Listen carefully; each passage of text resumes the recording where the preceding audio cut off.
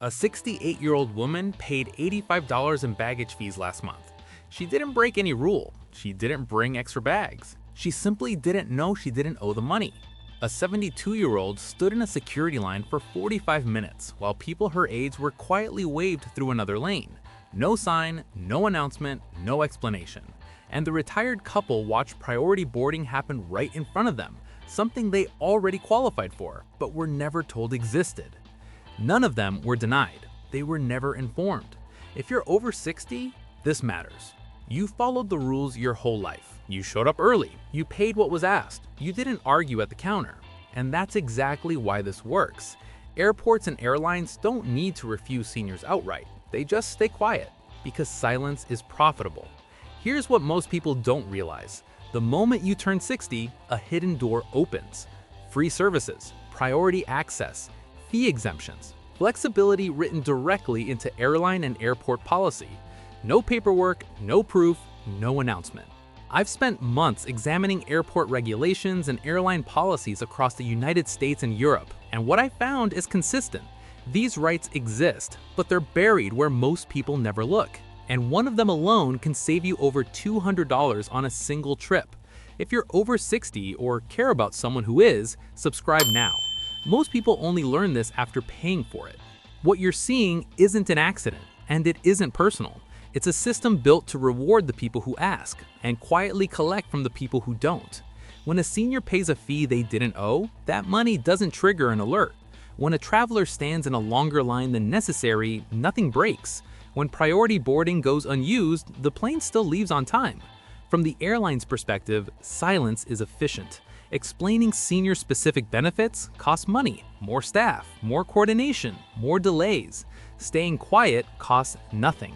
And here's the important part. These benefits aren't favors. They're not kindness. They're not exceptions granted by a friendly agent. They exist by policy, written into airline contracts, buried in customer service plans, tucked into accessibility rules and special passenger categories that most people never read. The system doesn't stop you from using them. It simply waits to see if you know they're there. And that's why we're going to walk through 10 of them, starting with the ones you can use immediately, and ending with the ones that protect your comfort, your dignity, and your money when things go wrong. Each one matters. Each one gets more valuable. And once you know what to ask for, the system changes completely. Number 10. Free mobility assistance, wheelchairs, and electric carts. Here's the first door most seniors walk past without realizing it's open. At major airports like Atlanta, Los Angeles, and Dallas, it's possible to walk nearly 2 miles from check-in to your gate. That distance is manageable when you're 40. At 65, 70, or older, it quietly drains your energy before the flight even begins. What most travelers don't realize is this. Free wheelchair assistance and electric cart transportation are available by right, not by favor. No doctor's note, no diagnosis, no explanation required. A 72-year-old woman flew through Atlanta last Thanksgiving. She walked the entire terminal, stopping twice to rest, arriving at her gate exhausted and already anxious about the flight. She later learned that a free electric cart could have taken her from the check-in counter straight to her gate in under 10 minutes. Why wasn't it offered? Because airports don't promote services that require more staff, more vehicles, and more coordination. They wait for you to ask. And here's how you do it correctly. First, request mobility assistance when you book your ticket online. The option is usually there. Quietly place under Special Assistance. Second, call the airline at least 48 hours before departure and confirm the request. Third, ask again at the check-in counter on the day of travel. Repetition matters. Systems reset. Requests disappear. And if you're traveling with someone, this matters even more. Your companion is allowed to stay with you, board early with you, and walk or ride alongside you all the way to the gate. This isn't about weakness. It's about conserving energy where it actually matters. The difference is simple. One traveler arrives at the gate already tired, stressed, and short on patience. Another arrives seated, steady, and calm, ready to fly. Same ticket, same airport, 2 completely different experiences. And this is only the beginning. Number 9. TSA expedited screening, 75 plus. A 76-year-old man stepped into the security line at Dallas-Fort Worth and waited, and waited. 20 minutes turned into 40. Then a secondary screening he didn't expect. What he didn't know was that because of his age, he already qualified for accommodations that would have shortened the process significantly. If you're 75 or older, age-based screening considerations exist. They're real. They're written into TSA guidance. But here's the part that catches people off guard. TSA officers are not required to announce them. They are not trained to offer them proactively. They wait for you to identify yourself. This isn't punishment. It isn't hostility. It's silence by design. Once you know that, everything changes. Before screening begins, you can calmly state your age and request accommodation. You can ask to remain seated during a pat-down. You can request private screening if standing for long periods is difficult. There's also a support system most travelers never use. TSA Cares. The number is 1-855-787-2227. When you call at least 72 hours before your flight, a trained agent can coordinate assistance specific to your needs and your airport. For days when speaking feels exhausting, TSA provides a downloadable notification card. You can hand it to an officer instead of explaining yourself out loud. Timing matters too. Early morning flights before 6 a.m. or late evening departures after 8 have fewer random checks and shorter lines. It's a small shift that saves time and energy. Most seniors find this channel after a stressful airport experience. Subscribe now before your next trip makes you learn it the hard way. Number 8. Hidden senior airfare discounts. A 70-year-old woman booked a non-stop flight from Phoenix to Chicago online. 2 weeks later, her neighbor, same age, same flight, paid $84 less. Same seat, same flight, less money. That difference wasn't luck, it was knowledge. Most airline websites no longer display senior pricing. The option exists, but it's buried from public view because online systems are designed to show one price, the highest one you're willing to accept. Age-based fares don't vanish, they move, and they reappear when you pick up the phone. Several US airlines still maintain unpublished senior or age-flexible fares. Delta has them on select domestic routes. American offers them through phone agents, not online. United limits them to certain markets and travel windows. European carriers quietly extend them on transatlantic legs when booked directly. None of this appears on comparison sites. None of it shows up on apps. The script is simple. Call the airline directly and ask, are there any age-based or senior fares available for this flight?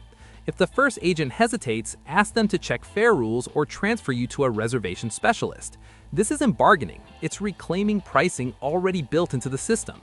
Organizations like AARP have documented this pattern for years. Their travel desk confirms what many seniors only discover by accident. Phone bookings often unlock fare classes online tools never show. And the feeling that follows isn't just saving money, it's control restored. Money reclaimed, not begged for. Because once you know where the hidden pricing lives, you stop overpaying by default. And that knowledge compounds with every trip. Number 7. Extra baggage allowances. You're standing at the counter, same suitcase you've traveled with for years, same weight, same size, and suddenly the screen turns toward you with a number that wasn't there last time. $50, sometimes $100. Not because the rule changed, but because the rule you qualify for was never shown. Here's what most travelers over 60 are never told.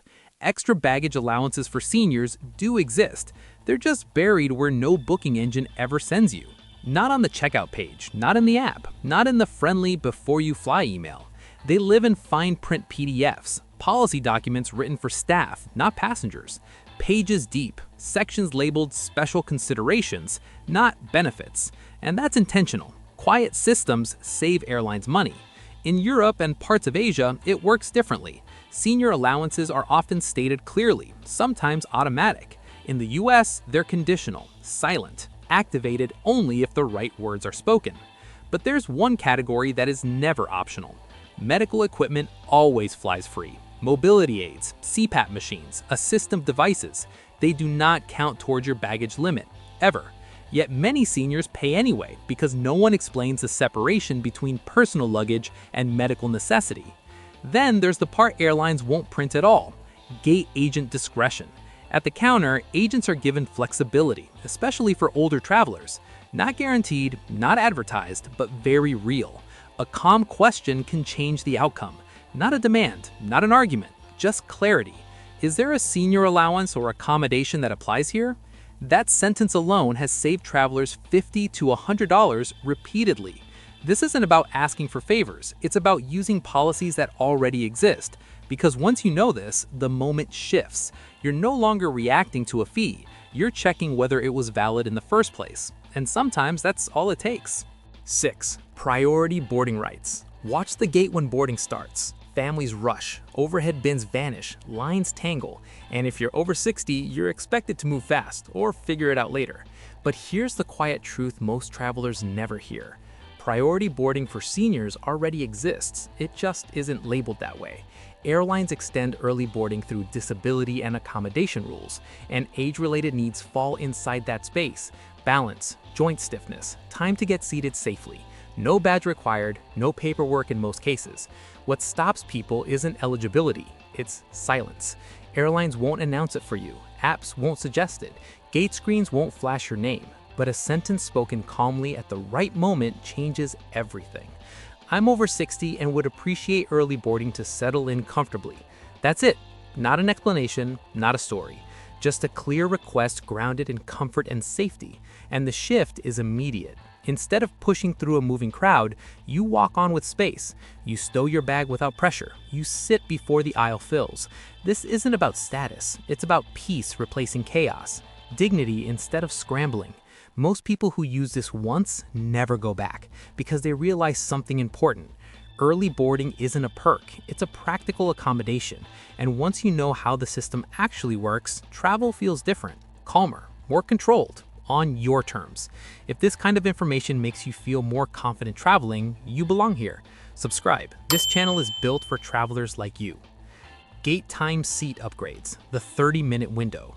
Most travelers think upgrades are decided days in advance, that if your name isn't on a list, the door is already closed. That belief costs people better seats every single day, because the final 30 minutes before boarding are different. This is when misconnections surface, when no-shows are confirmed, when last-minute seat changes quietly appear on the screen behind the counter. And during this window, discretion is at its highest. Status matters less here. Timing and courtesy matter more. Gate agents are solving problems fast. They're filling empty seats efficiently, and they have latitude they didn't have an hour earlier. For seniors, this moment works in your favor.